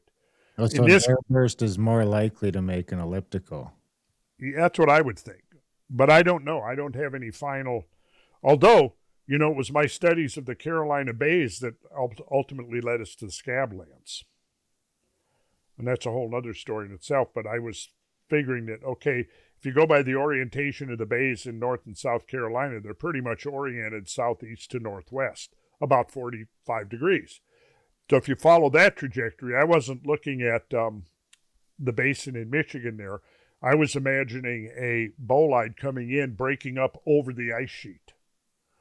This is about mid to late 1980s, and I'm looking at this, and I had a map, and I actually took and drew on the map, well, where would a hypothetical trajectory be of this incoming bolide that created the Carolina Bays? Okay, it would have come right over the ice sheet. Well, let's see, was there anything unusual that was been documented with respect to the ice sheet? And then I remembered that I had read a book in 1980 where the author, Cedric Leonard, had a chapter called The Catastrophe of 10,000 BC. And one of the things he talked about in there was the great flooding of the Channeled Scabland. And that was the first time I knew about the Scablands, 1980 or 79, when I read Cedric Leonard's book. But at that point, I go, oh, well, there was this evidence of these big floods up in the Pacific Northwest. Could that have had any connection with some kind of a celestial impact? So that idea kind of got my craw around 1988, 1989, right in there.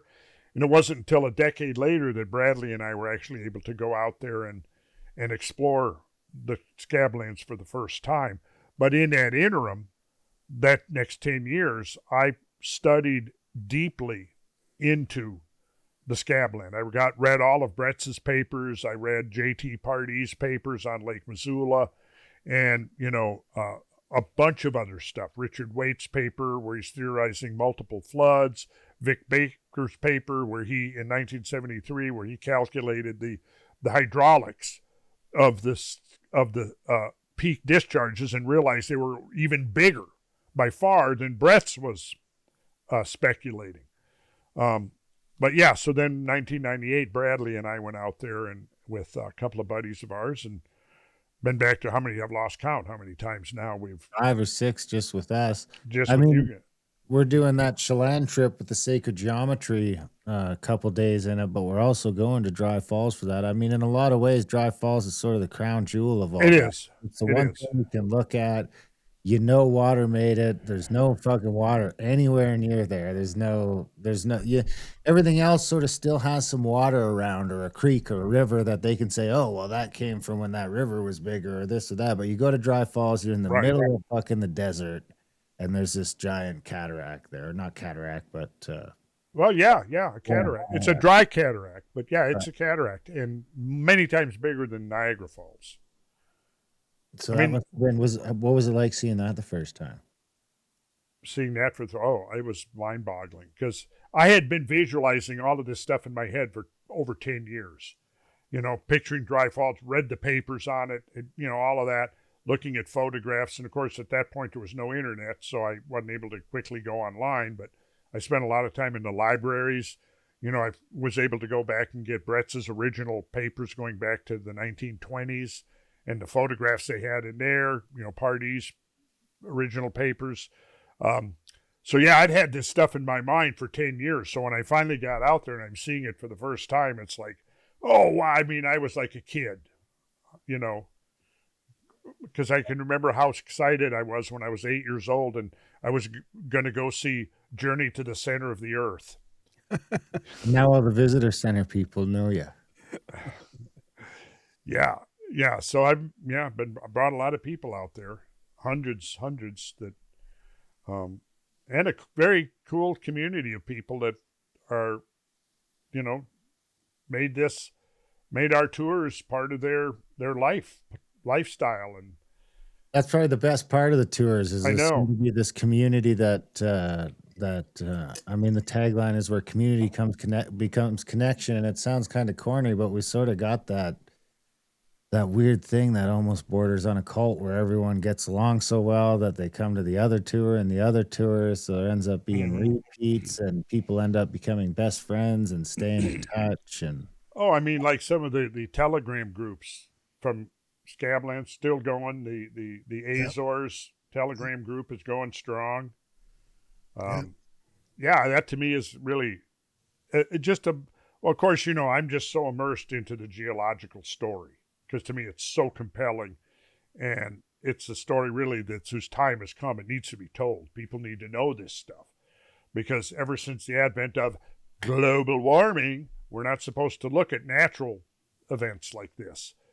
Everything is our fault now, see? Yeah. So if anything bad happens, it's us. Yeah. But, if you are studying the kinds of things we study, you go, okay, let's see. There have been extreme climate changes. There have been giant catastrophes. There have been forest fires. There have been huge floods, all of which we were the victims of, not the perpetrators of. Yep. So exactly. Here's some LiDAR stuff from, this is at the south end of Cayuga. And what this shows you here is how the valley are, it's just, you could take this water out, drain this water out, and you'd have this deep gash in the earth. And then this is all sediment. You could probably scoop this sediment out and you'd have still hundreds of feet deep. But this is how much water has filled it. But this is just the extension of the trough occupied by Lake Cayuga. And let's see, and then I've got Lake Nipigon here. This is interesting. We're not going to get up to Nipigon, but, we've talked about that. And we maybe look at that for 2027, maybe. But, yeah, I think that Nipigon is a prime candidate for an impact site. And here you can see. Tough to get into Canada by 2027, the way things are going. Oh, God. Yeah, here you see Lake Nipigon, and then there was a catastrophic outflow to the south. Into Superior. Yeah, into Superior. And look at this whale tail of delta sediment that's been washed out. Is that the Sleeping Giant right there? So that must be almost by Thunder Bay. It is by, yeah. Yeah. Let's see, do I have a picture of let's see, I may have a picture here. The Sleeping Giant is down here by Ruby Lake Park. Might be that one right there in the middle. This one, or which one? That one your pointer was just on. Yeah, it might be that one. This one? Yeah, that one or the one right next to it. Well, let's see. I forget which one it is now to even look at, because it really doesn't look that much like a giant. I mean, I remember being a kid and being supremely underwhelmed when there we go. They're like, we're going to see the Sleeping Giant, and I was super stoked. And then I was like, really? Well, I don't know. If I get up there, I haven't been. I was up here as a kid. Actually, my dad drove us up there when I was probably 8, 9 years old. And I remember there was at one point, and I think it was the going back here. Let's see if I go back to this. Yeah, here you go. This is black sturgeon right here, which is very much like Moses Coulee. It's a little bit smaller, but it's basically a catastrophic flood trough that came down here. And I remember, I'm pretty sure we went to the rim of that. And I remember getting vertigo, standing there looking into it. But I was just a little kid. This might be, is that the Sleeping Giant right there? Could be. It's on like a pull-off off the road. It's not far from the Terry Fox thing. Okay. So these are showing routes of meltwater. So there's a Sleeping Giant. There you go, Sleeping Giant. Yeah. I don't know. I kind of see a Sleeping Giant there, don't you, Graham? Yeah, it's a little more obvious from that angle. Yeah. So Darren wasn't impressed, huh? No. Well, I was expecting a giant. I was a little kid. I was expecting I see. Well, now maybe next summer we go back to that and you'll be impressed. Maybe. Yeah, we could. I mean, it's beautiful country. Yeah, look at it. So here's the Sleeping Giant. Now, see, look, Darren, you don't know. I mean, the giant fell asleep, and then he got covered in debris and forests and stuff. And one day he'll wake up, and then he'll stand up and stretch and yawn, and then you'll realize. Well, I'll withhold judgment until then. And they have some magnificent slot canyons. This is definitely evidence of catastrophic drainage from Lake Nipigon right here. Wow. Look at this. That water at the bottom of that still? Is it still a river down there? Probably. Or is it dry? Well, there'll probably be, I'm sure there's a creek at the bottom. So, yeah, let's see. There's Ruby Lake. Looking south, Ruby Lake occupies an elongated basin scoured by highly erosive floodwaters. Ruby Lake Overlook. I mean, the thing about up there is almost everything looks like that, and you don't realize at the time that it's because all the stuff in between has been removed. Correct. And here you've got basalt. This is not unlike some of the stuff we see in the Scablands, columnar basalt. It even has the washout at the bottom of it. Even has the Yep. Good observation there, Darren. Yeah. Then you have a lot of these kinds of things. I think the main problem we were looking at with the Nipigon trip is there's just no place to, there's no infrastructure. Yeah. Now, how's this for a pothole? Devil's Crater. And then here's your, here's the pothole and here's the outwash channel. And, yeah, you can look at here's the pothole and you can see the whole outwash channel this way. Yeah, if you took the trees off of that, it'd be really apparent. You can almost sort of see through them a little bit. Yeah, yeah. And then here, like you said, here's the wash-up stuff here. And look at the canoe down here. That gives you a sense of the scale. Looking at this canoe down here. So the lake is about 220 feet deep, and the crater walls are about 220 feet high, making the full depth of the pothole about 440 feet. With a width of about 660 feet, this has to be one of the supreme examples of vortical cavitation on Earth. So there's your black sturgeon spillway. And here you can see black sturgeon spillway on top, Moses Coulee on the bottom. Oh, yeah, look at that. Yeah, scaled to the same size. So, So it's about half the size, it looks like. Right. So you probably had about 100 million cubic feet per second coming through here. Oh, there's a little bridge there. You see that? And the stairs coming down the left side? Yeah, I mean, it's amazing how these catastrophic currents can just sculpt that out so perfectly. Man, I wonder how long that's been there for, though. I mean, the thing about getting over to New York and stuff is there's some real history there compared to yeah, where we've only been here for 50 years, or not quite that short, but you really start to notice that the West is a lot newer. You don't have any of this stuff that's hundreds and hundreds of years old. Right. Let's see what else we got.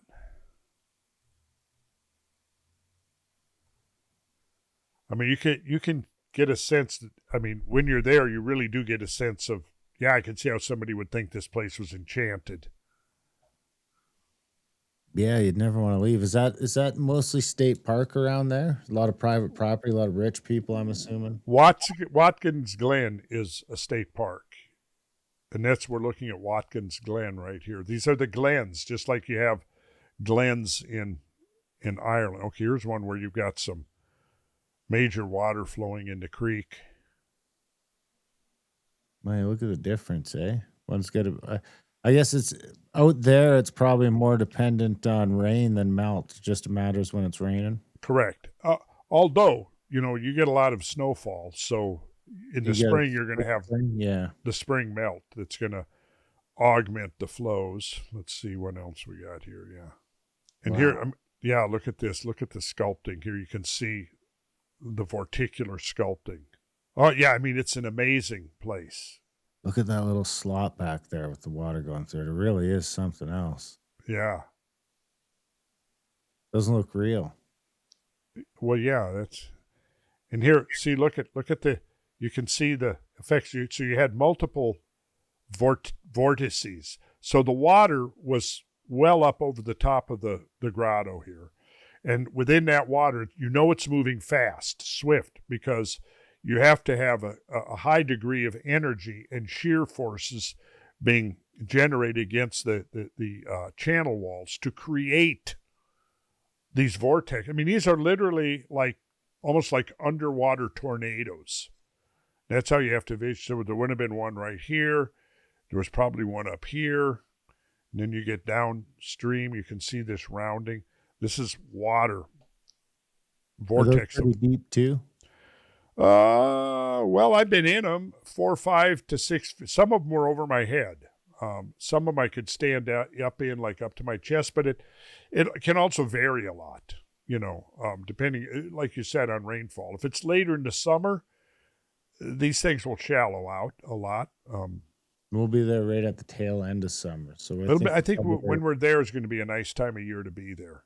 It should be. We'll have a busy fall because we're back to back. We got beginning of September and then beginning of October.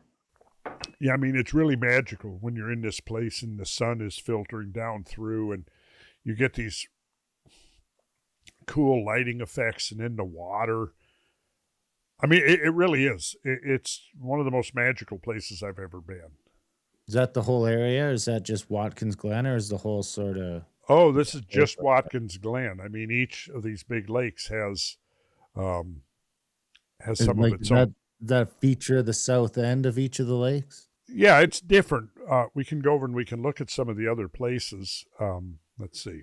This is Lower Falls at Enfield Glen. Okay. So yeah, this is a different Glen than Watkins Glen. Yeah, this was looks like it's about 10 miles south of Ithaca. Okay. I just followed that same channel down. You can sort of follow the channel down. You can sort of guess where the features are going to be when you can understand what the landscape's looking like. Right. Yep. But this one's got that same sort of idea through there with it's unbelievable, really. That looks like a popular one. But we're there during the week, so it shouldn't be so busy. Yeah. Yeah. Actually, I went there. I don't remember if we swam, but I definitely went there. That was some of the native peoples there. Yeah, I was able to get to that. I mean, really, I just went and followed this thing down. Then there's the Buttermilk Falls. Yeah, go to that. Buttermilk is nice. That's a nice slow cascading one. Uh-huh. There's another one of them pools you're talking about. Yep. Oh, look at that. That's almost there. You got a pedestal rock. Yeah, it's like Chimney Rock, a little mini one. Exactly, and that's a very typical. Out west they're often called hoodoos, but they're a typical byproduct of catastrophic flood erosion. I guess the big difference is that Chimney Rock is so fucking high up, and it still looks like that. It still looks like that, right? There's another pothole in a drainage, it looks like. Yep. So this is another spot I believe that was on the itinerary, so. Buttermilk Falls? Yeah. Uh-huh, yeah. Looks like it's something else. And then that was just at that lake. I mean, we start in, where's Buffalo? Where's the falls compared to this? That's sort of where we're starting from. That is to the west. Yeah. So we'll be coming from this side. See what this one looks like. That one's kind of lame. It does seem like it's the south side of them that's compared to the north. The north looks a lot more, looks less catastrophic. Yeah, the north end of the lake, yeah. Yeah. Because, see, what's happening there is that the water it's like, imagine this big surge and it's moving uphill as it comes into the Alleghenies. Then it has to reverse and flow back out. Part of the thing is on the north end, you're going to have a lot of outwash sediment that's going to tend to bury differential topography. Yeah, you can really see it even on the depth of the lake, right? Both of these lakes get deeper and deeper the further south you come.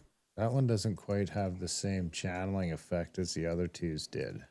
Those two big. Oh no, I'm not far enough over yet. That's why. Look at this. Yeah. It was. I did a little research on that, and yeah, it is named after you, Darren. It's named after me. How'd they know? So I think we need to go to Grimes Glen then. We're probably home of the oldest fossil tree found and mounted by D. Dana Luther. I don't really know what that means. Oldest fossil tree found and mounted by D. Diana Luther, Naples, New York, now in the State Education Building in Albany. Well, we'll have to stop in there. You can go in and you'll tell them, I'm Darren Grimes, and I'm here to reclaim what is mine. Wow, look at that one. Yeah. That's Grimes Glen State Park. I think that's my cave. That is, your personal place of refuge in times of my little hideout. Well, I hope some people do decide to join us. It's going to be a good trip. We do have a busy fall with 2 trips coming up. So the Finger Lakes, though, we've never done that one yet. I've never even been to New York, so I'm pretty excited to get over to the east side. Well, I don't blame you. It's a wonderful place. And let's see. So, you're standing on the ground and you're just looking at this hill. But, then if you go from the air, or above looking down, that's when you see that you got hundreds and hundreds of them. And they're all in this N echelon pattern. which tells you that the formation of them, this isn't just an isolated hill that's formed by some local something that happened here. It's part of this huge pattern that covers hundreds of square miles that has been shaped by these huge subglacial floods. It actually looks like we're going to the Cornell education thing, the science center. Yeah, I wanted to see that when I was there before, and I think it was closed when we were there. But that's cool. Let's see. Then there's Fillmore Glen State Park, as I see on the itinerary as well. Watkins Glen State Park, the one we were just looking at. Yep. Letchworth State Park. Yeah, check out Letchworth. Letchworth? Ooh, yeah, that's right. I remember that now. Did visit there. This is Letchworth State Park. There's a ton of waterfalls. It looks like we'll see a ton of waterfalls. Oh, yeah. Oh, look at that big canyon, eh? Yep. And then you got this point coming off here. So is this where the water switch directions? Is this a fork? There's a place right up on the southern shore of Lake Ontario, where the waters of the lake have eroded a drumlin. And let's see if I can remember. That's a great picture there. Yeah, look at that.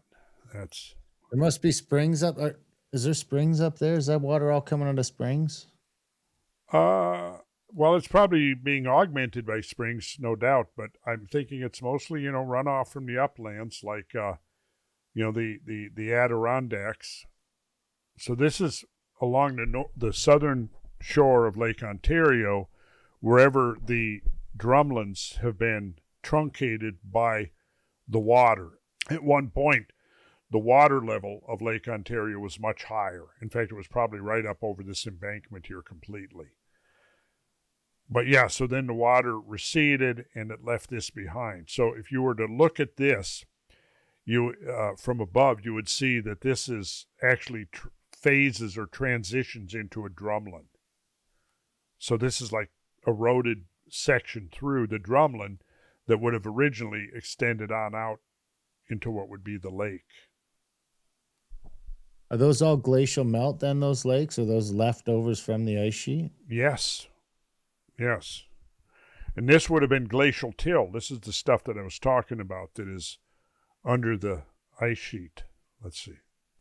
That must be the same idea. There's so much more water there compared to up in Manitoba, though. But Manitoba's got that same sort of idea. The interesting thing about the Manitoba lakes is you can walk into the things forever. You go out 100 feet, and it's still only 2 feet deep.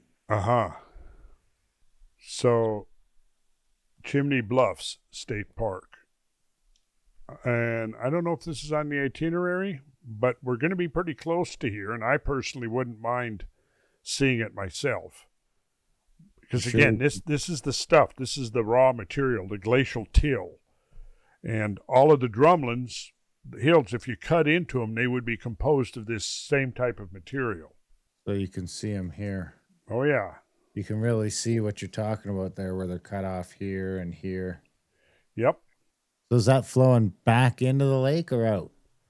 I think it flowed first to the southeast, and then it backwashed back towards the lake. So then that one there would have been, that's dead center of the Finger Lakes. Yeah. Dead center of that, down in through the drumlin fields. I know we have a day of driving in around through those drumlin fields, so it seems like we could rip up there easy enough. Mm-hmm. So that's massive, thick layers of glacial till that were sculpted into drumlins and then eroded by the water, which I'm guessing was probably the backwash into the lake. That's even on it even seems like that's on another mound. So now you can probably really see those drumlins like that too, which should be right in here pretty well.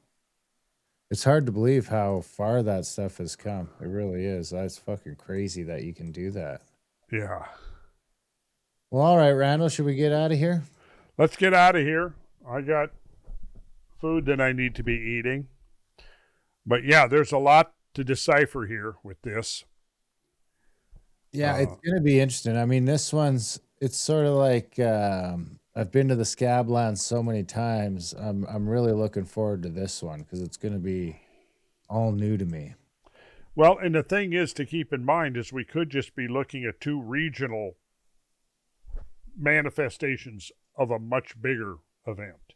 Of the same thing. We need tighter dating of though. And even if it wasn't, I mean, clearly, if there was a phased meltdown of the ice sheets, which is what it appears, I mean, are we talking about there was a giant input of thermal energy out west that caused that melting, and then this was a different one? Or, we didn't get into the where I've been going with my research is by studying the subglacial topography, principally drumlins, using that to decipher where the impact events occurred, specifically where you had hits on the ice sheet. Yeah, if they could get all that whole area with good LiDAR data, you could theoretically just line them all up and find a half a dozen or a dozen impact points across the ice sheet. And I've done that. That's exactly what I've done. So that's what's coming up soon? Yeah. Yep. Excellent. Well, we got a couple tours this fall. If people want to come, they can come see the Scablands side of things with us, or they can come and see the east side of things on this New York Finger Lakes, or they can do both. There's a chance to see both of them this year, both these sort of cataclysms, and maybe the same cataclysm. Look at Lake Chelan. It's a Finger Lake. Yeah, it's almost identical. Mm-hmm.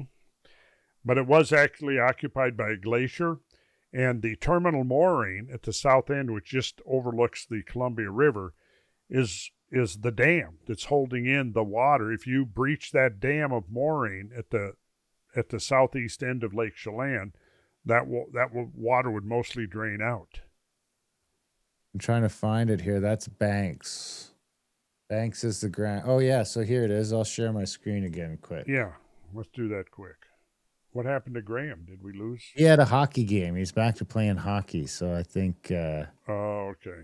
Typical Canadian. Yeah. So here's Lake Chelan here. Now where we'll be staying is right down at this end, right on the lake. I don't know which one it is, but one of these is Campbell's Lakeside Resort. Oh, I think that's where we stayed before. Yeah, that's really nice. Yeah, we're staying there the whole time. So. Okay. And working out of there. And then, of course, so you've got this giant Finger Lake that we'll be checking out. I think the Okanagan Ripple Field that Brad was super impressed with is over here, right? No. Or is it over here? Well, it's probably up by the Okanagan, which come to the east, stop. Okay, now zoom in. That's the Okanagan River there, and I think it's south of there. I'm not sure which one for sure he's talking about, but it could be right in there somewhere. I know he said it was one of the most impressive things he's seen. Oh, really?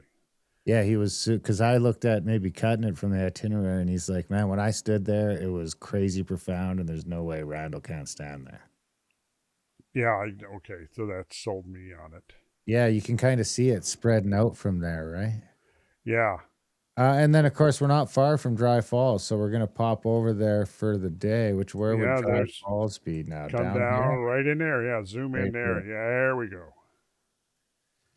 So we're going to have the last day. We're going to come out here and finish off that trip with the Dry Falls, and we're going to do what we always do, which is, I wonder if we can click on this. This is probably almost off of that catwalk. So there's that little catwalk that goes out there, and you get your picture taken with Randall, and this is the backdrop. And I mean, we've been out there. You remember that time? There's that little catwalk there. That's from the catwalk looking in. But remember when we were out there and the jet plane came through? Oh, yeah. And there's an artist rendition. And it's fun to come to the Dry Falls with us because we'll go into the visitor center and there'll be a guy there that's supposed to give us the mainstream thing. But whenever he sees Randall, he just sort of shuts up. And last time I made you call him Dudley. You did. It was because I was, yeah. So I'm going up there. I'm like 2 days, 3 days deprived of sleep. And then Darren comes walking by and says, "Oh, Dudley just whatever." So it said you couldn't fly your drone. Wasn't that it? Yeah, I got in trouble for. There's the catwalk right there. While you get your Yeah, picture Darren taken. got in trouble from Dave, the ranger there, and he comes by and he says, "Dudley wouldn't let me." And I walked in and he's giving a presentation to a group of people, and I say, Hey, Dudley." And he looked at me, and then I thought, why did he look at me like that? And then I realized, wait a minute, his name is not Dudley. So here's the website, of course, contact@thecavern.com. There's Randall right there, world-class guides. There's Randall. I think that's Bruce holding the sign for you, right? Looks like it. Yeah, he was kind of the designated sign holder. Yep. And then here's you and Dave Matheson at Dry Falls. Yeah. And then this one has got to be, this is you again. That's Steptoe Butte. That's Steptoe Butte. At sunset. Right? Yeah. What a shot, eh? I know. I believe this is Chuck got that shot. Yeah. So if people scroll down, they got the tours right here. All of our tours: Serpent Mound, Easter Island, Sicily, Sardinia, Malta. Sardinia looks amazing. When is that? 2020. I think I'm going to try to make that one. If you want to come, you just let me know. I mean, I'll send you the itinerary. It's phenomenal. Yeah, I believe it. Sardinia, I was most excited because of the Hypogeum. But then, so we started out, I think it was like basically 4 days on each or something like that. And then we ended up taking a day off of Malta and a couple days off of Sicily because there's something like 200 sites on Sardinia or more.